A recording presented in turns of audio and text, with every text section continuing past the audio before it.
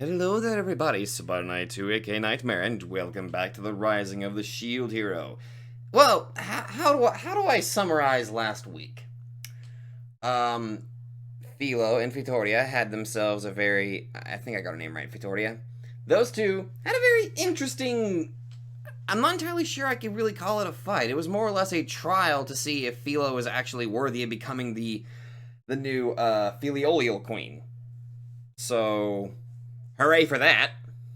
I guess she passed, which is great. Um, we also got glimpses that the sword and the bow hero Ren and Itsuki are kind of looking in to a lot of the darkness that the kingdom is kind of hiding, and it looks like they're kind of on the right path. Like, oh shit, now Fumi was right. Oh my god, we treated him like a terrible person and all that. Or, well, not, I know that's not really what they said, but kind of leaning toward that. Unfortunately, Malty happened to just kind of be watching them, and that kind of leads me up to the end of the previous episode, which led to a nice. Well, it was kind of an explosive ending, I'll tell you that much. And something tells me either the church is involved, or Malty is, or both. Oh, there was a thing that was clarified about the how the waves work. Any place that's got like a dragon hourglass is a potential area where a wave can take place. And from the way, like, apparently we also learned that the heroes were originally supposed to be summoned in different areas. It's just that the anti demi-human kingdom just so happened to summon all four of them, which shit, those racist bastards. But I don't want to get too much into the whole. I just need to know if Ren and Itsuki are okay. So I'm hoping they are. God damn it, I am hoping that they are okay. So let's go and throw ourselves into this episode, because fucking hell, man, way to just leave me hanging for an entire week like that, you asshole. Okay, so with this episode, we discovered that it really was the church that was responsible for what happened. And apparently, Malty really was involved with the church, because she was the one that spread the whole. Well, she did say it was a church agent that kind of told her the story, but part of me wants to think that she was kind of a part of it. I mean, how else would the church know exactly where the sword and the bow hero even went? I mean, that's kind of why we had that earlier scene last week where she was watching them, be underneath the church and kind of going through a lot of their stuff. So it makes sense that she would be the one to probably contact the church and say, hey, here's what they're doing, here's where they're going. And, okay, so that explosion was that spell, that judgment spell. And considering how destructive it is, and how Naofumi and the others managed to barely survive it, now I'm just kind of sitting there like, okay, how the hell would Ren and Itsuki be able to escape that unless they had some sort of teleportation or something? That or they're just fatally injured, But, in that regard, it seems like the church actively was technically the one pulling the strings behind everything, in a way. So part of me thinks that this situation is the royal family thought that Malty and the king thought that they were using the church, when in reality it was the reverse. They pulled the Uno reverse card, and it was the church that was technically controlling everything. Also, that's a shit ton of nuns and priests to cast one freaking spell. Oh boy, somebody tells me next episode's gonna be a fun one.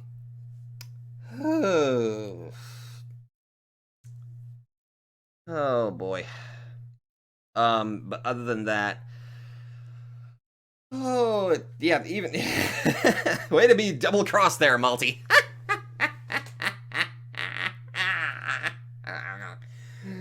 Oh boy. You're still a bitch though. Oh boy, okay. So are we finally gonna have the goddamn spear hero helping Naofumi for once? Please. Oh well, actually, shit, he did kind of steal his SP though. Might pose a bit of a problem.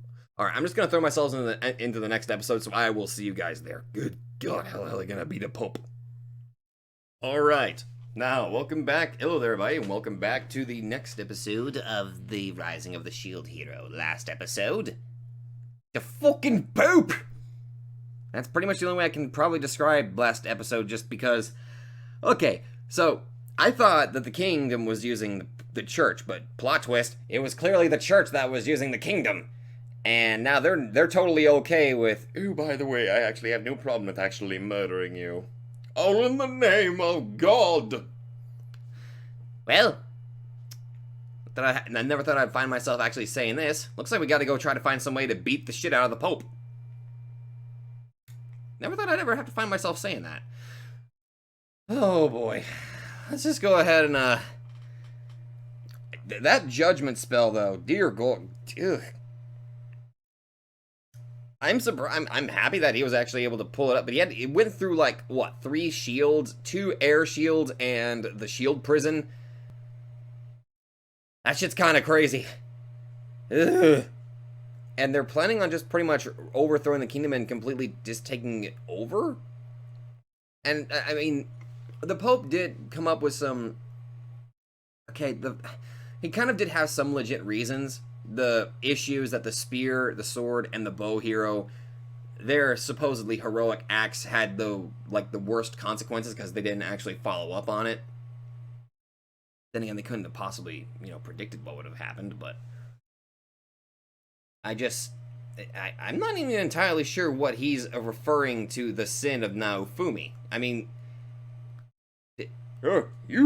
As for you, shield hero, you did not thank us for the holy water. That is what you did. That is very much unhero-like. Naofumi's just like, what the fuck, old man? I'm gonna bonk you upside the head with this shit. I don't know. Referring to his sin, what, for being a goddamn shield hero, or for using the curse shield? The rage shield, damn it. Ugh, fuck it. Let's just beat the shit out of the Pope now. That is such an evil cliffhanger, but you know what? That's a good cliffhanger right there. Okay. Naofumi managed to talk the smackdown on the friggin' sword. Oh, by the way, Ren and Itsuki are alive! I fucking called it!